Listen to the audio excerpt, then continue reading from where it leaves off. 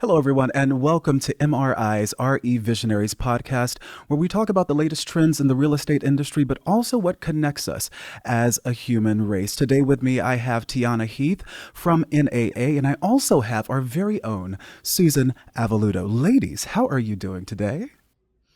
Lovely, lovely. It was a difficult start to the day, but feeling fantabulous now. Awesome. Ooh, I echo that. Thank you so much. And before we jump in, I just wanted to give people a sense of what you both do for the various companies that you work for. So Tiana, I'll start with you. What is your role at NAA?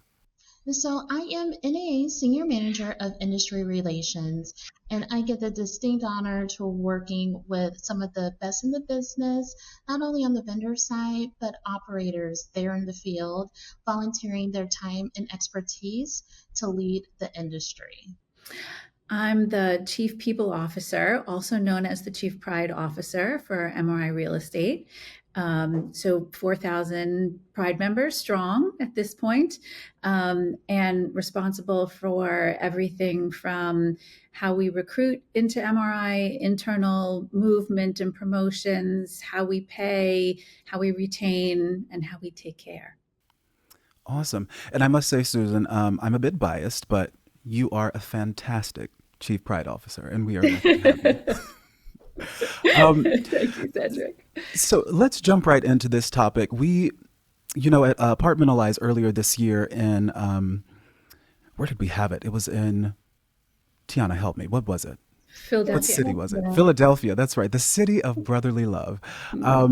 And we just had a fantastic time there with all of the sessions that you all offered. And Susan, you were one of the speakers talking about mental health and well-being, because then you all had sort of put out a preliminary report. Tiana, talk a little bit about why this topic is so important in the industry. What made you all, as an association, want to tackle this topic right now? In all honesty, we work with one of the most important survival needs a person has, their housing. And when you're talking about one of the biggest expenses a person writes a check for every month, although I might be dating myself, or make an online payment, that is extremely personal to people, and emotions can run high.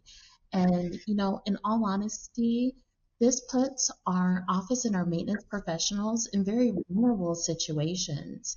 And this can lead to difficult conversations that weigh on our professionals. And if they do not have the right resources, it can be really challenging. And so I think the topic is timely and very relevant to all of our on-site team members. And Susan, this goes beyond just the real estate industry, right? You have a background in psychology, actually. I don't know if a lot of people know that about you. What are you seeing? What sort of got you into this, this passion for well-being, in particular at the workplace? Yeah, it's a great question. I think it was actually during the financial crisis that I realized that there were so many people working so hard, and I realized that a core part of employee engagement is well-being, right? It's well-being, and well-being is a lot of different things, but one of the big things it is how are you able to handle the stress, pressure, and your ability to perform at work. There's a lot of different components to it, but that's a key component. So I think that's one of the things that really made me realize how deeply it affects performance, and your ability to contribute. And we're going to get into some of those topics about performance, about how well-being impacts people's productivity, and actually what those people think they're producing versus what they're actually producing. Absolutely. So Tiana, let's jump into the results, since you are our resident expert from NAA. Talk a little bit about what were some of the key takeaways. I know some people may have heard this before if they attended some of the sessions or listened to some of our previous podcasts, but just give us a high level of what you all saw, and maybe what surprised you or what didn't. I think the key takeaways is, although we have made progress about talking about these particular subjects, that we still have some work to do. And anytime that we hear the voice of our team members, we get the opportunity to dig a little deeper and then really pivot and provide what they need. I would say definitely what they need are access to good resources.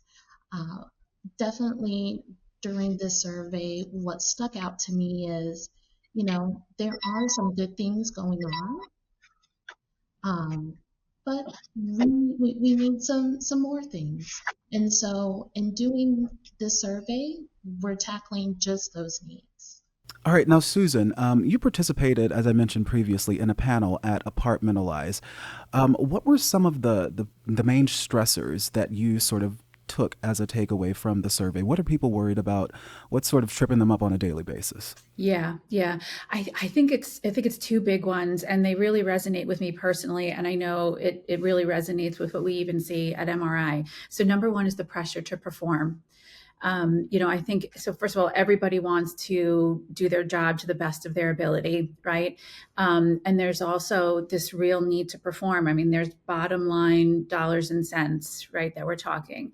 So there's real pressure behind that, and I think that raises stress and anxiety levels. I think the second part is this real need that then starts to impact your own health, and your own personal health. And I think that is one of the things that really drives stress. It's like a virtual circle, right? If you're not performing, if you don't feel like you're meeting the mark, it starts to affect your health, and it just goes around. So I think those were the two big takeaways for me. Now, Tiana, there was a lot of people think that the stress, and it is up and down, all sectors or all positions in the company, right? It can be, but there were a few standout areas that you all saw in the survey, with a particular group that was kind of down bad, like, so talk a little bit about that, and maybe what some of the key takeaways you saw in those areas. What are they worried about?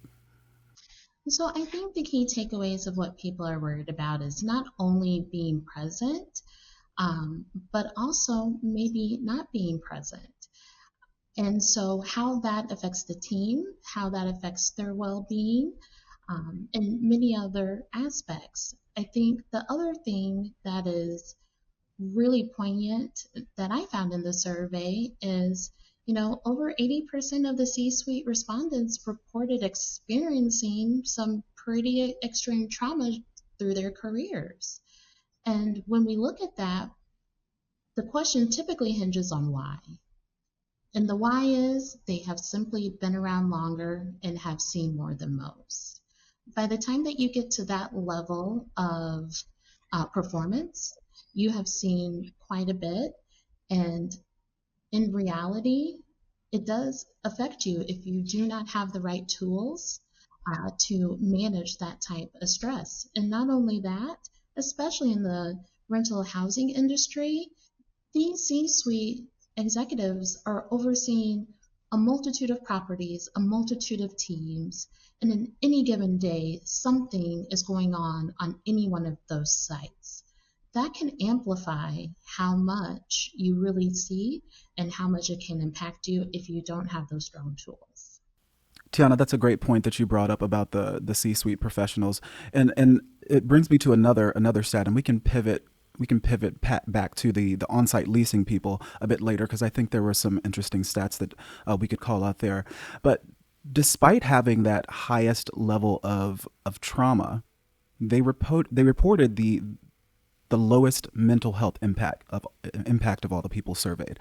Why do you think that is, Susan? Like, what's going on there? Yeah, I think it's a couple things. So one, I think one of the reasons why there is so much more pressure there is because of the need to deal with so many more people issues, right? I mean, you're not just dealing with your own pressure to perform, but you're also trying to think about how do I create an environment where my team can perform to the best of their ability. So I almost feel like there's a couple of levels of added pressure there.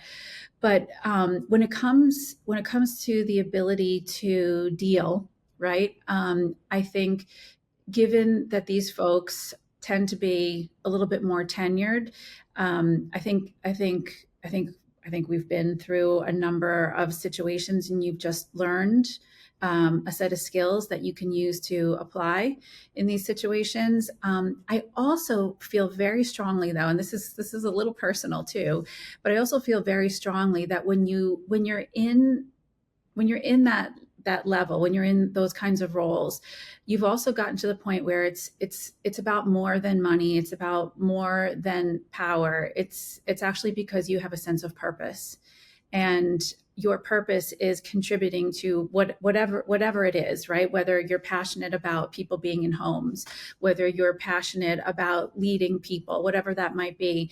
And when you have that sense of purpose, it's really centering. And I think because of that, you have a much greater ability to deal. That's incredible. Um, Susan, have you experienced that sort of pressure that you were just Yes. talking about? And what are some tools that you sort of gave yourself, or how did you motivate yourself and push yourself through those moments? What did you do? Yeah, yeah, yeah. It's a great question, and this was actually the very conversation I was having with my own team this morning. And it's a hard lesson. You can if you don't have the tools to be able to adapt, you can hit the wall. And I have been in very high pressured environments. As I was the head of HR for. One of the largest companies going through a merger during the financial crisis related to housing, and that was when you're watching the stock drop right down to $2. You're thinking, okay, this is not gonna end well. I think it was during that time. So it's a while ago now, but I think it was during that time that I really looked myself in the mirror and I said, why am I here? And I don't mean why am I physically here. I mean, why am I on this planet? What is it that I'm meant to do? And who am I?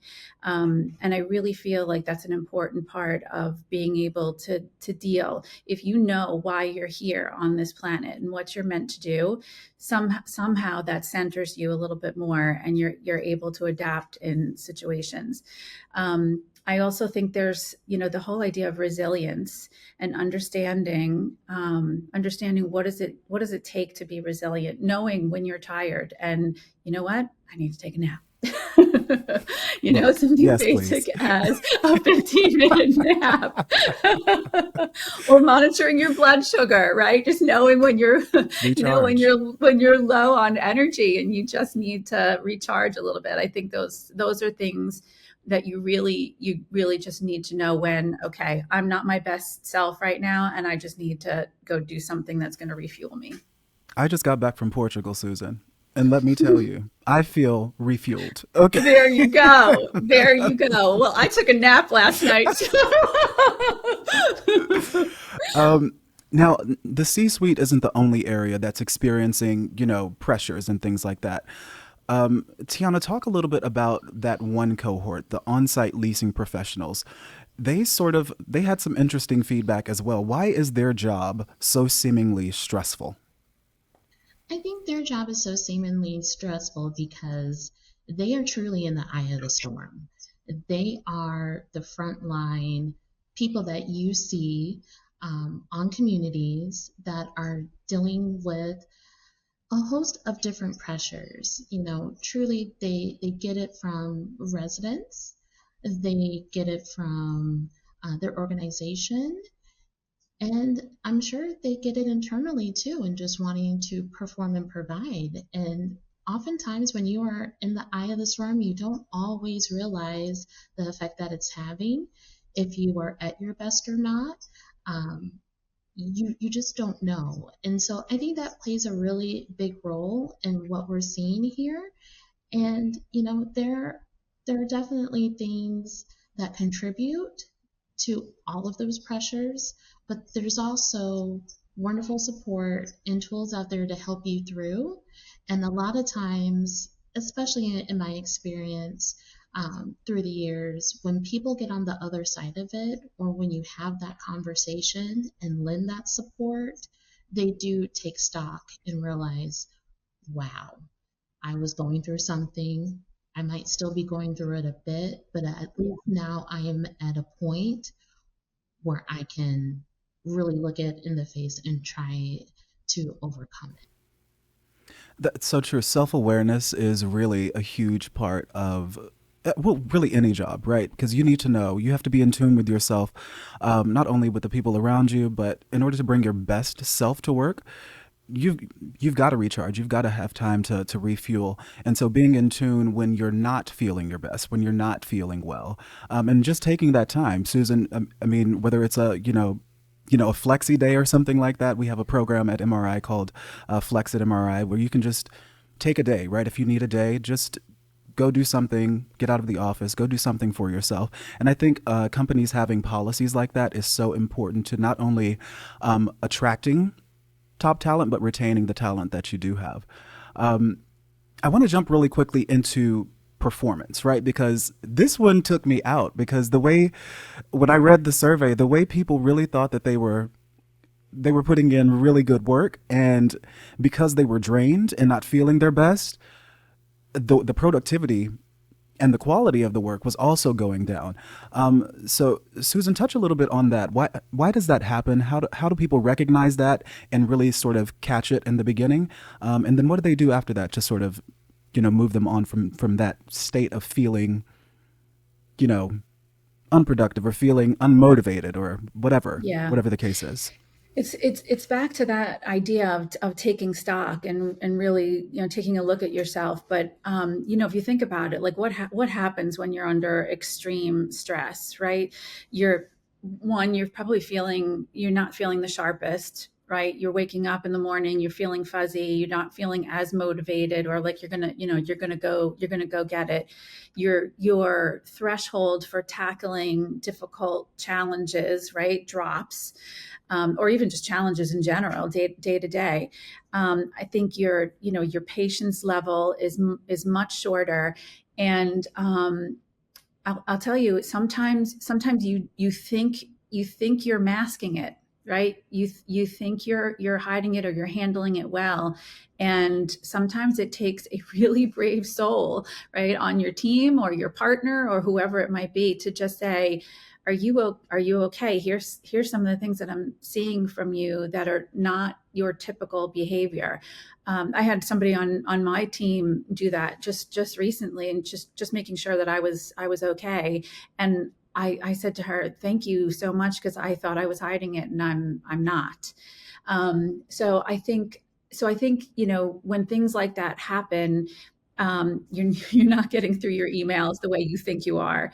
You're not getting things done the way you might be. It just puts a whole it just kind of makes all of your performance just not as strong as you typically are, and it's understandable. It's totally understandable.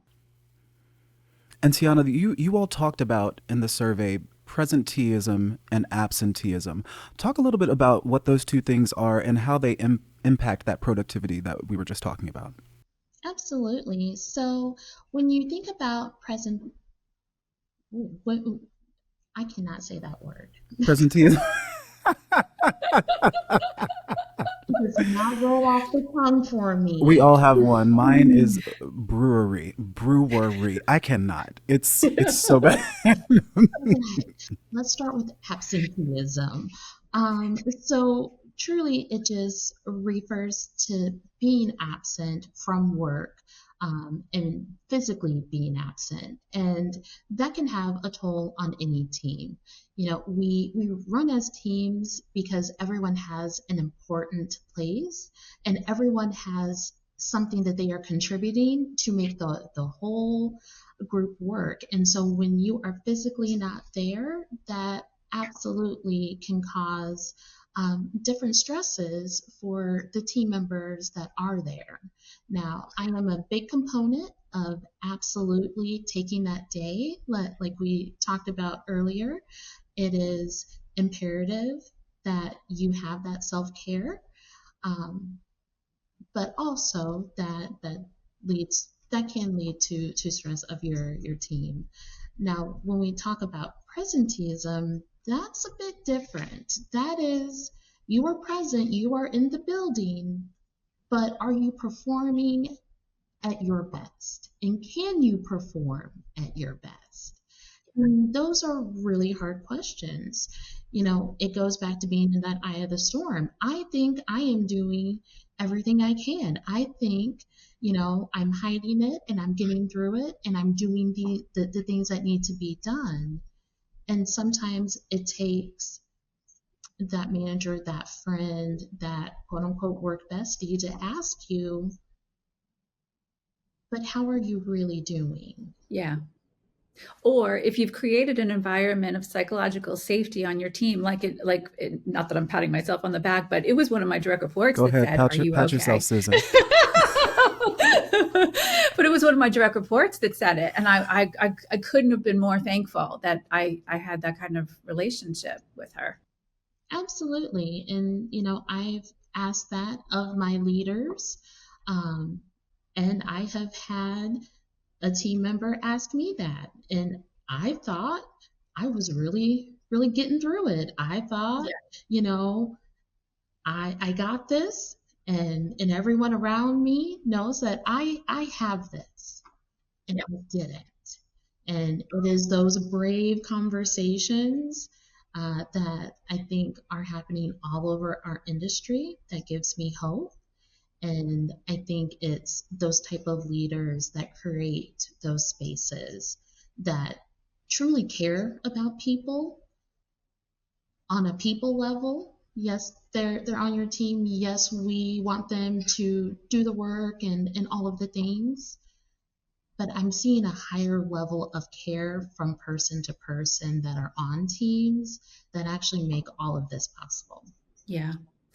I do think that I think companies have a real responsibility in this though, right? To really think about like what are some of the systems that we need to put in place almost as kind of fail safes, right? To make sure that we're thinking about the care of the employees in the company. At MRI, we actually just made a difficult decision and announced it. Cedrick, you know about this, but we just changed our policy on PTO in North America, and we came out and we said that you need to take all of your PTO in year, and we did that because we want our Pride members to be taking their time and not to keep rolling it over because that's just kicking the can down the lane, right? We want you to take your time. We want you to get refreshed. We want you to spend time with your family. We want you to have the time to volunteer. These are all things that fuel the soul. Absolutely. It is so important to have a boss that understands that and that encourages you to take the time you need. And I have to give a shout out to my boss, Mandira. She's just incredible. Our chief marketing officer. Because normally when I take a vacation, I'll bring my laptop, I'll have my phone with me, I'll have my alerts on. And she literally told me when I went to Portugal a few weeks ago, she was like, do not take your laptop, turn Yeah. your alerts off. And she said, I've got it. And she did. And the house was not on fire. Imagine that when I got back. And it is such a wonderful feeling to have people around you that you can rely on and who support you in those moments when you know you need to get away and just unplug for a second. Yes. Yeah. Tiana, you have an interesting perspective because if I remember correctly, you used to work as a leasing agent. Is that correct? Oh, yes. So when we're talking about these, like the issues and the struggles that on-site leasing professionals go through, how did you pull yourself out of those moments where you were like, I am sick of the people today? So we used to call it backstage moments. And that is when you are front of house, you are on stage. You are doing what you need to do, you are hitting your cues, you are helping the people, you you are doing it. And sometimes I'd have to go to my manager and say, I need a backstage moment. I'm going to go walk a vacant and I'm going to go gather myself. And some people call it self-awareness, and yes, I think that there's something to it. But I also just think sometimes you have to listen to yourself. Sometimes you have to listen to that voice that says, I am overwhelmed. Let me remove myself physically from what I'm Yeah. overwhelmed of, and let me reboot, retool, and just get back to a center space. And so I would go walk my vacant units, and I would recalibrate and breathe. And, you know, we laugh about it now, but honestly, it was the sunshine. It was the touching grass. It was movement. It was getting out of what was making me feel that way and Yeah. just recalibrating. And then I could go back and say, all right, let me get back on stage and let me do and be all the things I need to for these residents that we care about. That is such great advice. My because everybody's in therapy. So I my my therapist told me because I wasn't doing any of the things to sort of take care of myself, and she was like, "What do you actually like?" And of course, I love singing. I grew up singing, so I was like, "Singing makes me happy." And she was like, "Are you singing?" I was like, "I sing around the house, but I don't actually go out and do Mm. it." Like since I moved to Atlanta, I haven't really plugged into the music community here. And she was like, "Okay, that is your task number one. What is the second thing you like?" I was like, "I grew up by the water, so water calms me." And she was like, "You just need to start taking a bath or something like that." And it really does like work. It can just be simple tools, but you have to be in tune with your body. And sometimes it takes someone on the outside telling you it's as simple as looking at what you enjoy and doing more of that. Yes. And that'll put you back in a space and a frame of mind where you can be productive and you can bring your best self to work. Yes, yeah, or even involving yourself in a social situation. Last week I had I went to my niece and nephew are in marching band, and so I went to homecoming with my sister, and just changing environment and talking about something completely different, not focusing on myself, focusing on them. It shifts your perspective. It just all of a sudden you're a better person, and now you can look at things a little bit differently. And I think I don't want to miss the opportunity, Cedric, because you were very authentic in that moment, to talk about therapy. We it's another one of those systems that I think every company really needs to point out and say, we have all of these resources that you have access to, whether it's EAP or whether it's there's all kinds of telehealth systems now where you can do, talk therapy. And I think those things are really important. Being able to talk about them is very important, right? I think the prominence of it, kind of in our society today, even with our children. I think making people realize that it is okay, to talk about that, and that it is a tool. It is a way to be stronger, and we all want to be stronger, right? This is Yeah, not about weakness. This is about being better people. absolutely. My father had a psychology background and he was also a minister. So we had no choice but to talk. He would not let us sit with our feelings. So we got used to it early. Tiana, what are some of those tools that NAA offers organizations that you can talk about? What are some tools that you all offer, the multifamily industry to sort of help them create these workplaces to help their employees thrive? Oh man, that is one thing that I can say I'm extremely proud of. And I'm actually new to NAA, but when I got here, I jumped in feet first and was like, look at all of the amazing things that our operation committee has been championing. So we have Mental Health Awareness Week, and we take a week and bring in some really powerful speakers to talk to us about how to cope, and we host webinars during that week. We also have the mental health webpage on NAA's website that gives you not only recorded webinars and on demand content, but also talks about our partnership with a couple of different entities that really go a bit deeper and do a bit of a deeper dive. We also are getting ready to host another course, one that we have hosted before, for mental health first aid. Which is something that we strongly believe in, and we want to create not only those mental health first aiders, but instructors as well. We have already given the opportunity to 12 leaders to do just that and to be able to teach others how to help people in those times of need and crisis. Just like we teach people how to give CPR in a time of crisis, we should also be teaching people how to help and reach others during their time. So, if nothing else, please head over to NA's website and check out the mental health webpage. You will find numerous resources that truly help. You all are doing some incredible, great work for the industry.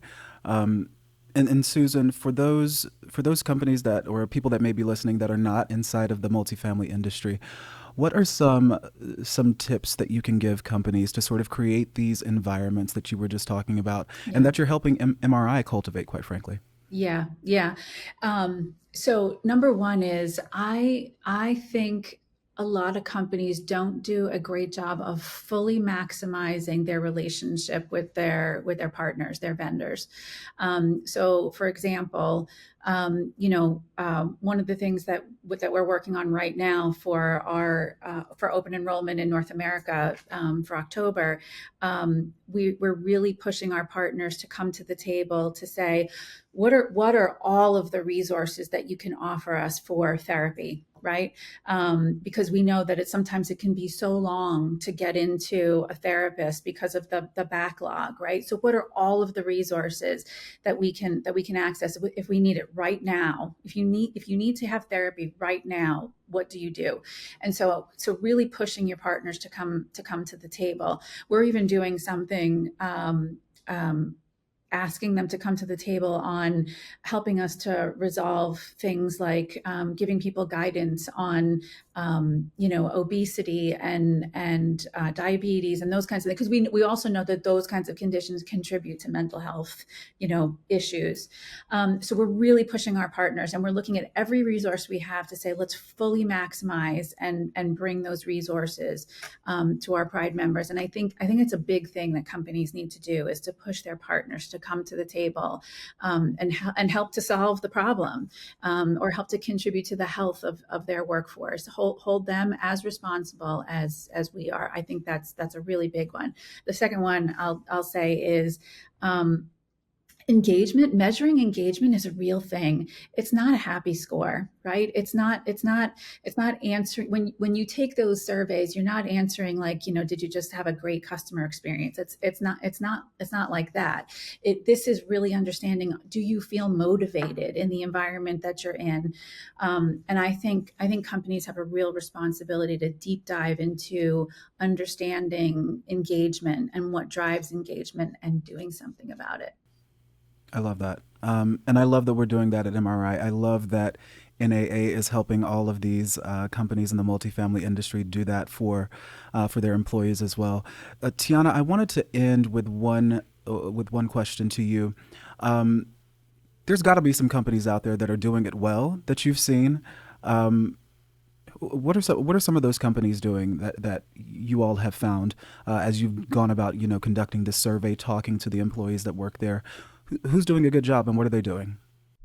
So, what I will say is, from my personal experience, there are definitely companies out there doing it well. And even as my time as a staff liaison to the operations committee, I've been able to meet some really wonderful providers that are doing things like having flex days, being able to ask for a day off without any question. There's no epilogue about why I need it and what's going on. It's just simply, I need to take this day. I think there is also a lot of companies out there really amping up their benefits, much to what Susan was talking about.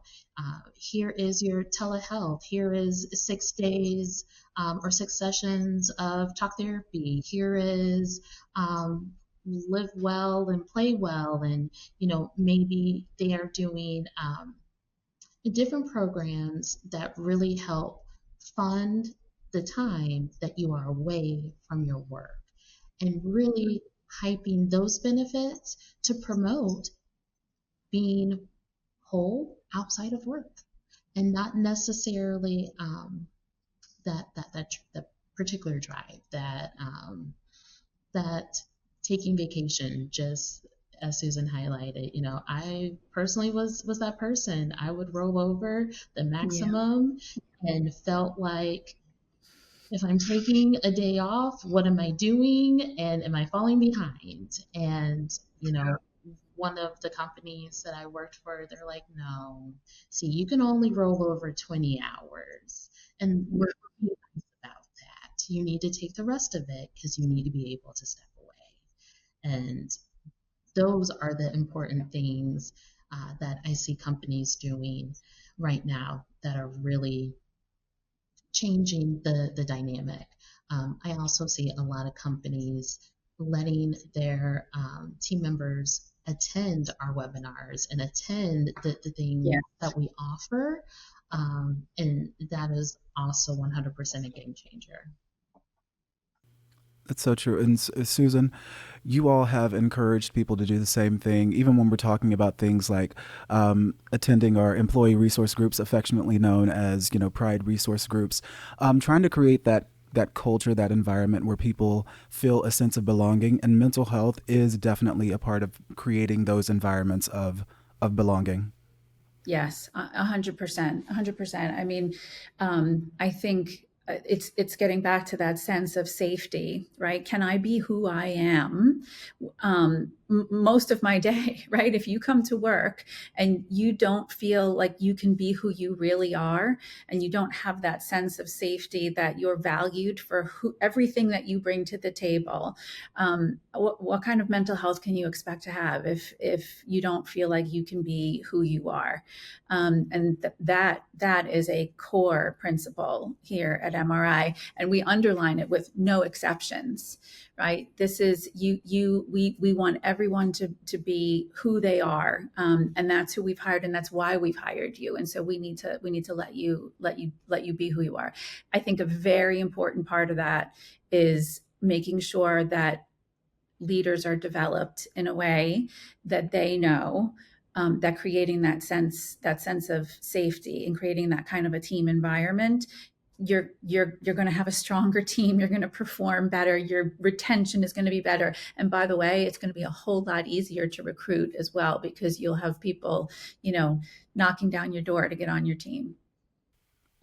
That is a wonderful way to end. Susan, I think I want to do an entire podcast on resilient leadership. Someone from your HR team, Nick, came and did a whole session on resilient leadership, and I think it is something that can really sort of help create those environments that we were talking about, creating those workplaces where people feel a sense of belonging, a sense of connection, a sense of support. And it was a wonderful session. So I would love to talk to you about that, another time. Yeah, But this that's has great. been absolutely fantastic. Thank you both, Tiana and Susan, for joining me for our RE Visionaries podcast. And I'm sure I'll be seeing you again. Thank you, Cedric. It was really good too to be able to sit and talk about this. It is such an important topic. Yes, thank you so much for the invite and just letting us talk about some things that we really love. I appreciate it. Absolutely. And to all of you out there, be well, stay healthy, and take some vacation. All right? We'll see you later. Yes.